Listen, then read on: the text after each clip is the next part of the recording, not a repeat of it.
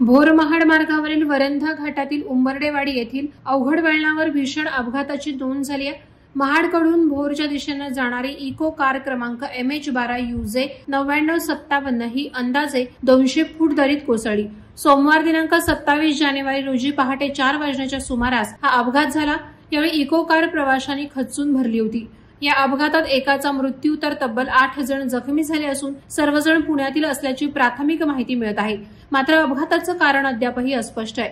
अपघातात शुभम शिर्के वय वर्ष 22 राहणार जनता वसाहत पुणे या तरुणाचा दुर्दैवी मृत्यू झालाय, तर मंगेश गुजर, अशोक गायकवाड, सिद्धार्थ गणधने, सौरभ महादे, गणेश लावंडे, अभिषेक रेळेकर, यशराज चंद्र लोकुल आणि आकाश आडकर हे तरुण जखमी झालेत। अपघाताची खबर मिळताच भोर पोलीस, स्थानिक नागरिक आणि सह्याद्री रेस्क्यू टीमने तात्काळ मदतकार्य करत जखमीने दरीतून बाहेर काढलं आणि भोर उपजिल्हा रुग्णालयात रवाना केलं।